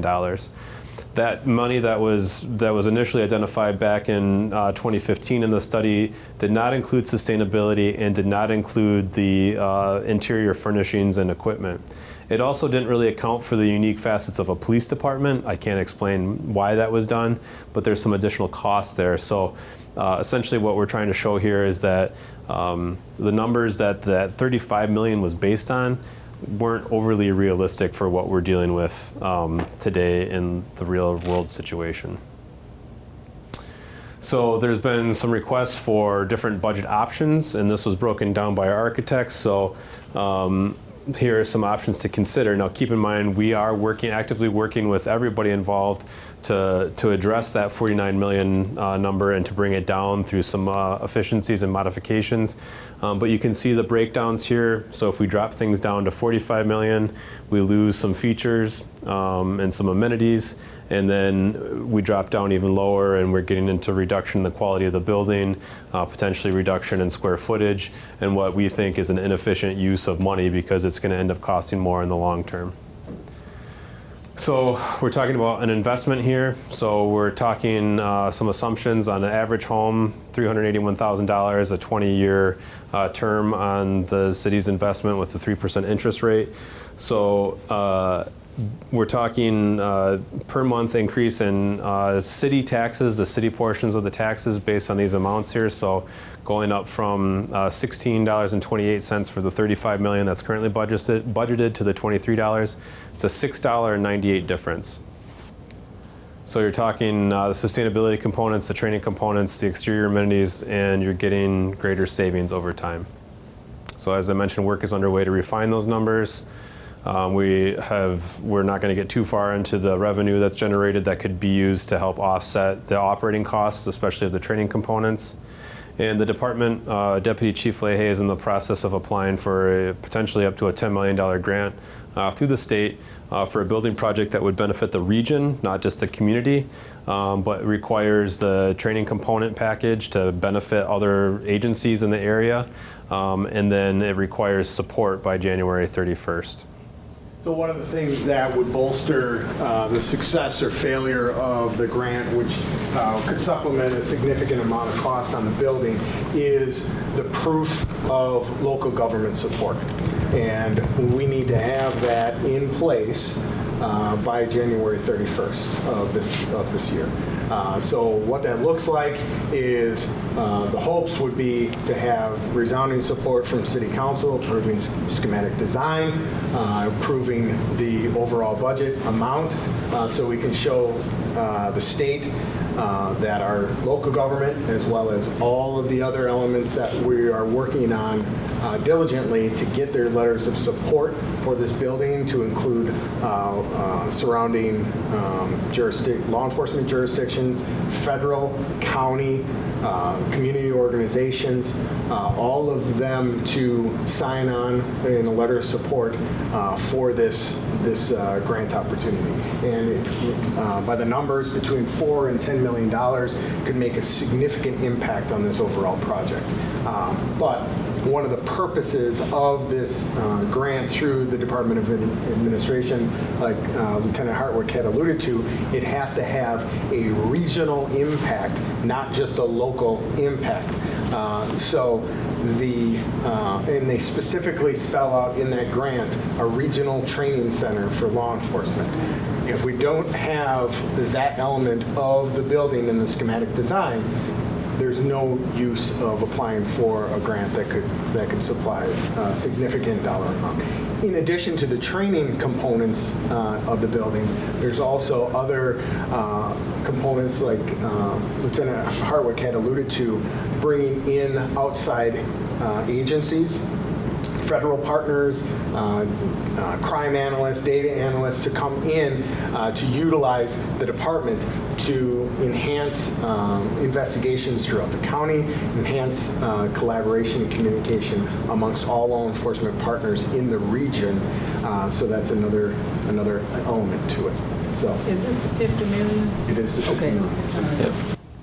So you have a few things, I won't read through all of them here, but people ask, okay, so what does this get me? The police department isn't going to uproot itself every day when I call the police and come and respond to my house, right? The 74,000 square foot facility isn't going to be pulling over speeders on the road and doing that, but we're investing, the community's investing money. What is your return on your investment here? So I think we've covered quite a few of these: enhanced and more efficient service. We're meeting current and future space needs of police and City Hall to avoid future costs. Increased retention. We talked about the impact on recruiting, having officers that are well taken care of. And we're talking about potential savings through reduction in risk and loss, revenue from the training components, and so on. So in summary, I just want to reiterate these points here. This is a project that is born out of overgrowth of our current space, both for the city and the police department. The city continues to grow, and this project is going to benefit the entire community. The project delay here, if we move forward, if this project gets delayed, for a long period of time, cost escalation, nothing's going to get cheaper. I can guarantee you we have increased retention issues and a decrease in service level and efficiencies for the community. So I won't run through all these things here, but just in summary, this is what a new facility will do for our community. So next steps, January 9th is the next council meeting with potential approval of schematic design, the design development moving into the next step there, and moving on to that timeline with hopefully move-in in 2026. I really appreciate your patience with us. As I said, there's a lot of information to share, and we're more than happy to share the information through any means. And we're also more than happy to receive any feedback and comments. You can go on to our website on fitchburgwi.gov/police. There's a link to the police facility project page. You can also email comments to this email address that are on there. With that, I'm happy to stay here. I don't know if we're going to get kicked out of the building here, but we'll answer questions. So if you have questions, ask away. I'm going to provide a comment, and some of you may take offense at this, but I've been involved with every building that Fitchburg has. Our city hall, community center, the maintenance facility, the library. I've been on public works for 30 years. And the sustainability portion, I feel our best option is to build the most efficient building with passive components, because the reliability of this is different than everything else we have. You know, if heat goes out in the city hall, you know, people can go home. Heat goes out in the library, you know, you get the picture. This is different. And so, you know, and we've seen things with our sustainability. You know, at our library, we had to replace the chillers. You know, it was a huge cost. You know, geothermal has to be replaced. I would encourage us, you know, to get a passive building, and the sustainability portion, we can buy the solar capacity from MG&E, and then we don't have to maintain or replace solar panels. I just don't want to get, you know, immediately you say, oh, it's the greatest thing to do in the world, but in the long term, it maybe doesn't work out as well than designing something a little simpler and more reliable. My onus is on the reliability of the systems that are supporting this building. I know many of you will disagree with me, but it's been my experience here in Fitchburg. We certainly want something to last, that's for sure. Yeah. Other questions, comments?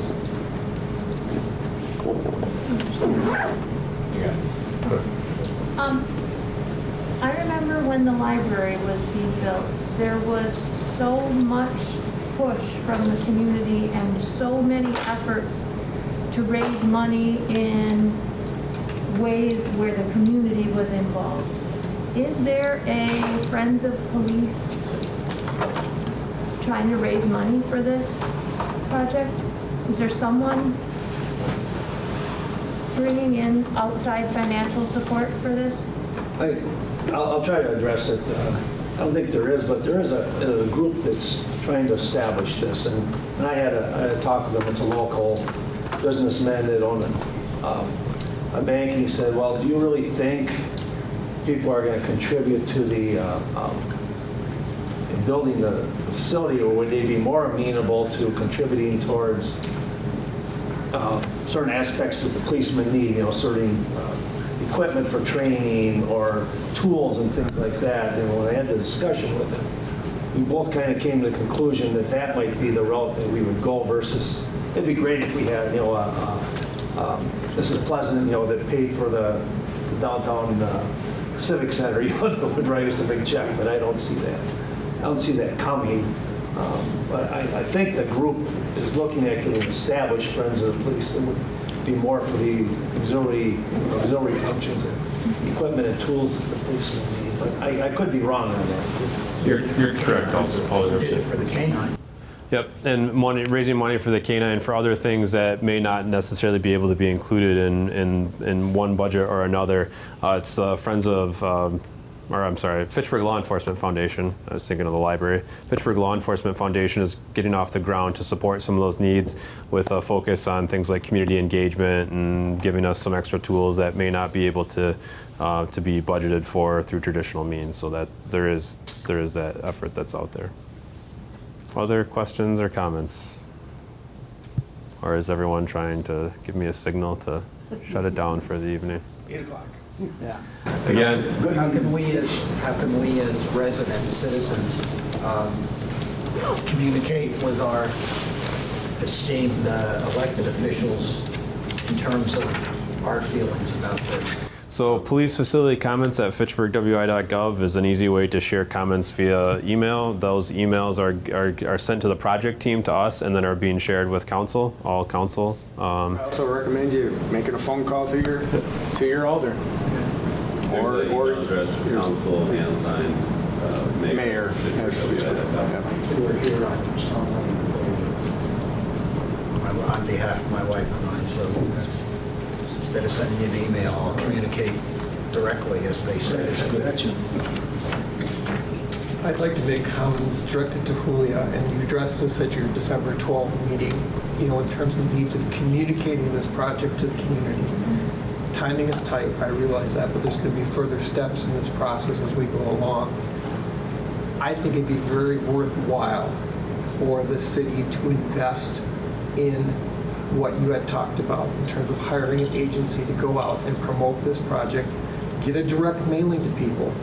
You can see this room didn't fill up tonight with emails from me and about some other people in this room and phone calls. It's coming. We have a meeting this afternoon, and I am going to bring forward something to the council for this. I mean, this is a huge project. It's $50 million. We've never, as a city, done anything on this order before. Jeff, I don't know if you saw, Tom Cloudery suggested, and the mayor implemented it, you know, people came to pay the taxes, it was on the easel, and I got a lot of calls about that. You know, so it worked very well. Not everyone goes in and pays Yeah, the because taxes. not only we need the outreach now, we need to have an outreach with the community through the entire process. Through the entire process. And the other thing I want to emphasize is that it's got to be clear and it's got to be honest and forthright. And I'm drawing this in a comparison analysis to the way that the library was handled. That was not handled appropriately. There were promises made by citizen officials that have never been fulfilled. There needs to be a total honesty in terms of what this project is going to cost. This is what it is, all in. This is what it's going to be to your tax bill. This is what it's going to be for an operating cost going forward into the future. That's the information that we as citizens need from the city in order to intelligently talk to this process. I realize all of you sit on the panel up there and you're all wondering, well, what's my constituency really thinking about? You need to start the fire. But I think, I think that this presentation is a pretty good presentation because they incorporate all of that at It's the a end. beautiful presentation. They are, But who are you talking to here? And this is why, this is the first one of many meetings. I know, you've got 3 others to go before Or you maybe meet more. tonight. I don't know if we are going to have, to be honest, I don't think that it's going to be, we need more meetings, I don't think that January 9th, the council will be able to have a resolution. Maybe we are delaying for another month. Okay. Because we want to have more meetings during the second, third, and fourth $10 million. meeting. No, maybe the second meeting in December? January, I mean. No, I am not going to be here, so I don't know. Because some of the meetings have to be done like the week of the 22, and the second meeting is the 23rd. Well, I wouldn't even want to walk away from $4 million. I mean, if that's the information that they need. We're exploring alternate options to prove that local government support. Now, at the end of the day, is it going to increase our success of our application? I don't know. But beyond what we're trying to do here with the city council and your alders, we're trying to also work diligently with other organizations, other political figures on a state level to try to garner that support as well. But at the end of the day, foundational, we need the city council to approve this project. And I hope that our alternate work that we're trying to do on the grant is successful, but only time will tell on that. And I think it's incumbent upon all of us, the comment has been made, this is the most expensive building project in city history. Well, pretty much every budget that the city passes becomes the most expensive budget that the city passes every year.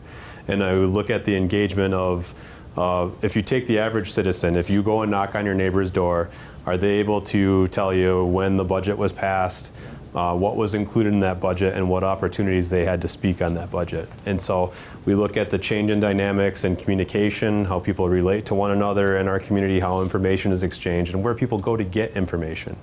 And as Alder Herbst mentioned, We have people advanced in age that come in to pay their taxes, and they might get a newsletter. They might rely on that. We have people that are on Nextdoor. We have people that are on we have to be able to reach anybody and everybody, but it's incumbent on all of us to reach out to our networks and to share that information and to educate people, because when we talk about politics, the greatest influence in what's going on in your own community and taking care of your own community, which is why we have a local police department, why we have a common council that's the city of Fitchburg, because we want to have our own influence and our own decisions. And so you are the neighborhoods, the communities that we serve, and we're trying to do our part to educate and share information, and I think it's a team effort from everybody in here to really spread that word and to inform people as to what's going on. And I'm speaking here very much to the choir, because we have either elected officials or individuals who have been very intimately involved in their neighborhoods and their community, and that's appreciated, and it would be nice if that effort could be multiplied throughout our community.